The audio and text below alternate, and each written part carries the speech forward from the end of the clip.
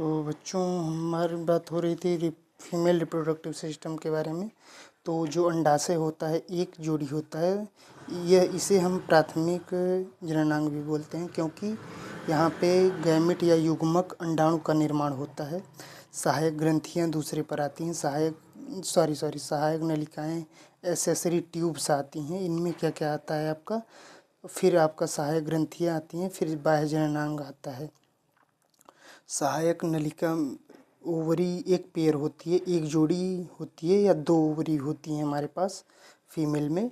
सहायक नलिकाओं में फैलोपियन ट्यूब, जिसे ओविडक्ट बोलते हैं, ठीक है, जिसे डिंब वाहिनी, अंडवाहिनी बोलते हैं। यूटेरस, जिसे गर्भाशय बोलते हैं, इसे इंग्लिश में हिस्ट्रा या बूम्ब बोलते हैं।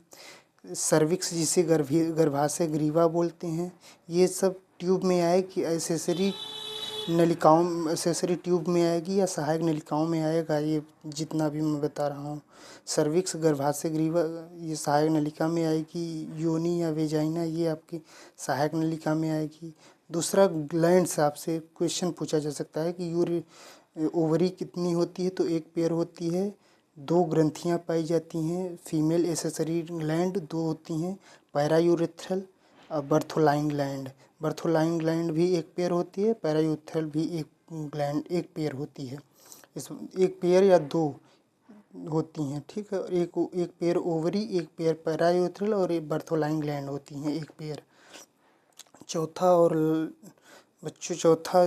ये वोल्वा में सारी चीज़ें आती हैं बच्चों। वोल्वा इसे बोलते हैं, वोल्वा या पुडेंडम बोलते हैं इंग्लिश में इसे। तो देखिए, बाह्य जननांग में मॉन्स प्यूबिस, जिसे प्यूबिक उभार या जघन टीला बोलते हैं। लेबिया माइनोरा, जिसे लघु भगोष्ठ बोलते हैं। लेबिया माइनोरा, जिसे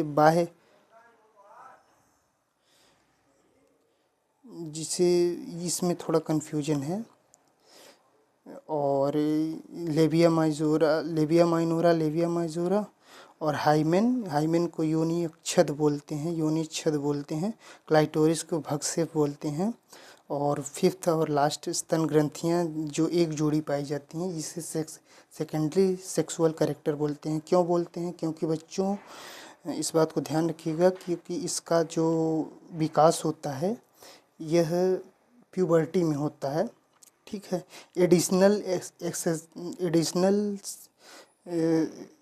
एडिशनल रिप्रोडक्टिव ग्लैंड होती है ये, पर ये ग्लैंड आपका मेमरी ग्लैंड